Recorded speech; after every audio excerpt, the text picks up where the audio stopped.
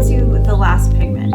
I'm an illustrator and a writer based out of California, and I have a newer channel, so if you're just finding me now, please like and subscribe. It helps other people find my channel, and I really appreciate the support. Today we're going to hop over to my art desk, and we're going to paint a pansy 3 different ways. I'll be showing you how to paint a pansy.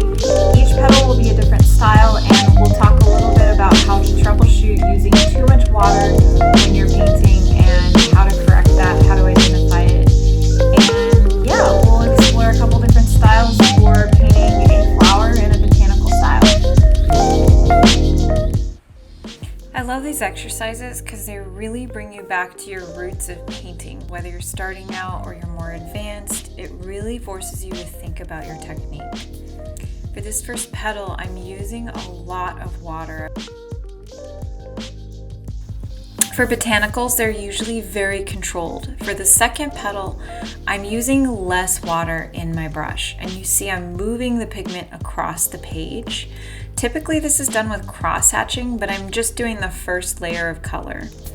Also for botanicals, usually you use a color that would even be lighter than this, but because of the video, I wanted it to show up what I was doing, and I don't think that it would if I would have shown how light you actually paint a botanical.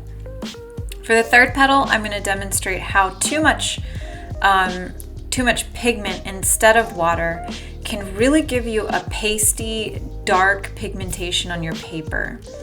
So for the first one, you can see already how it's pooling in certain areas and you're getting a nasty line. And for this third one, there's just so much color that it would be hard to layer on top of that. Of course you could, but you would really push your painting to one of its darkest colors way too quickly. So the second petal is really intended to be a demonstration of how you're supposed to do it.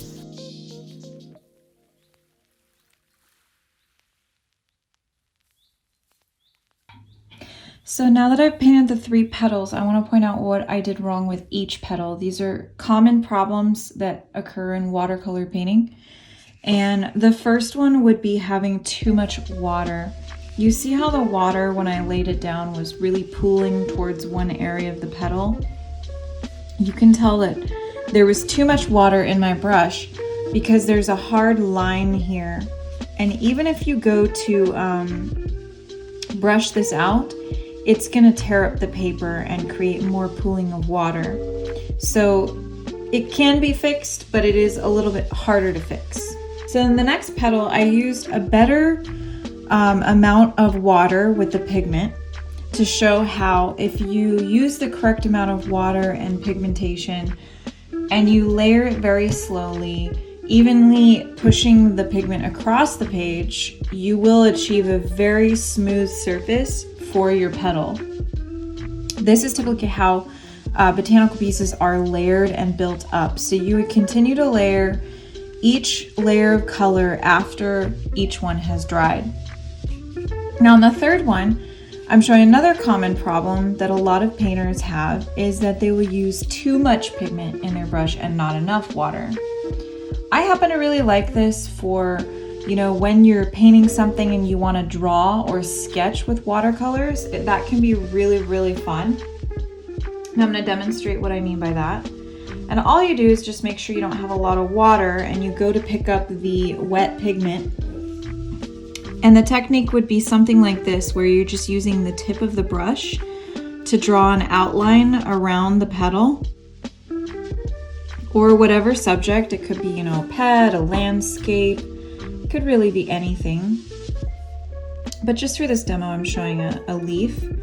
And what it does is it's just more saturated. It's a darker color and it looks really vibrant and beautiful. So that, any of these can be used to achieve a particular style or a particular effect in your painting.